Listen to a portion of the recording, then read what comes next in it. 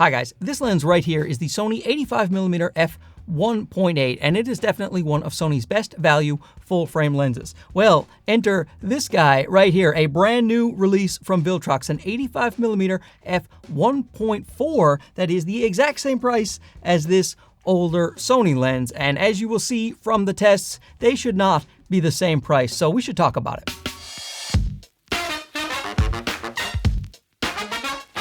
This lens, like most of the lenses I review on this channel, was sent to me for the purpose of this review at no cost to myself, so let that factor in where it may, but I will just show you the tests and tell you what I think, and then hopefully that will help you make an informed decision. Now, in case you haven't been getting the memos, Viltrox has vaulted into one of the best lens companies on the planet. They are on par with the Tamron, the Sigma, and first-party lenses in general, especially when it comes to their Pro series and their Lab series. They have several series of lenses. This one is the Pro series, and it is fantastic. The Lab series is considered their flagship series that competes with G Master lenses, things like that. This guy competes with the G lenses, and compete it does. In one of the ways it competes, and in my not so humble opinion, it actually is the best at this, and that is build quality. These are my absolute favorite lenses in terms of their build quality, the way they look, the way they feel, the way they operate. I think Viltrox is second to none. Just any lens, a Canon R lens, a G Master from Sony, I just love the way these Viltrox lenses are built. They are simply my favorite. It has such a smooth and nice feeling texture. The focus ring is wonderfully damped and moves great. It has an aperture ring that can be clicked or declicked with lovely etchings. Has that little Pro moniker right there in silver. Autofocus to manual focus switch, and a focus hold button that is programmable. On the back, we have a thick rubber gasket for weather sealing, and on the front, you see a big lens element, 77mm. Also comes with a very stylish and premium lens hood that can help you against the sun with those flares and glares. And there is a USB-C port on the back for updating. The way you can update these lenses actually through the Viltrox app. It is very simple, and I like that app a lot. Now, of course, looks aren't everything. Don't tell my wife I don't have anything else to offer. But what about the performance of this lens? Happy to say it is great pretty much across the board. Let's take a look at sharpness. As usual, Viltrox has produced a very sharp lens, and at 1.4, it is about as sharp as the Sony 85 at 1.8, which is great news because you're going to want to use a 1.4 at 1.4 often with an 85, because typically this is a portrait lens, a head and shoulders lens where you want the subjects to pop and you want the background to be nice and blurred out, and this one does a great job. Plenty sharp at f1.4. And speaking of that background blur, it is just so creamy. It's cream corn back there. I love it. The fall off from things that are in focus to out of focus looks magnificent. And the bokeh balls, don't get me started on these balls because they're perfect balls. Absolutely perfect. Completely round, clean in the middle, no soap bubble effect, no halo effect. There's not even any cat's eyeing in the corner. I don't know how Viltrox did this, but they are absolutely pristine bokeh balls. With autofocus, we have another winner here. It feels like you are using a native Sony lens with one exception,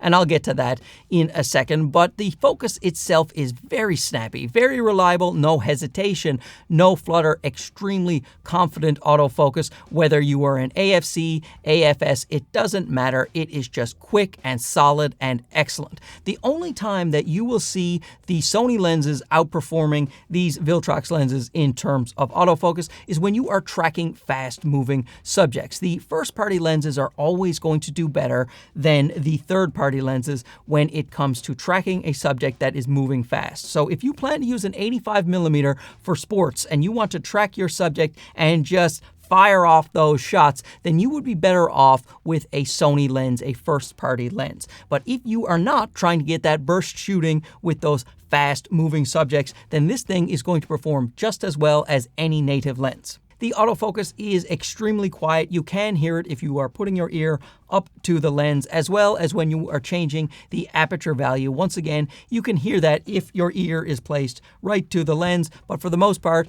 it is pretty silent and there is nothing to complain about. When it comes to focus breathing, there is a small amount of focus breathing on this lens. It's pretty well controlled, but when you have the Sony 85, this actually has more focus breathing than the Viltrox lens if you are not using focus breathing compensation in your camera. However, you do have the option on the modern Sony cameras to use focus breathing compensation. In that case, this will be perfect and you will see a little bit of focus breathing here. With flaring and ghosting, since this is a Viltrox Pro lens, they are using their Pro coatings and they are really good. There is virtually no flaring on the lens with the exception of a little bit of ghosting from very bright objects like the sun, but the image never gets washed out and there is still tons of contrast even in very backlit situations. Compare that to the Sony 85 and you see the 85 doesn't compete at all in this regard. It has much more flaring, much more ghosting, much more glaring. It is a complete win for the Viltrox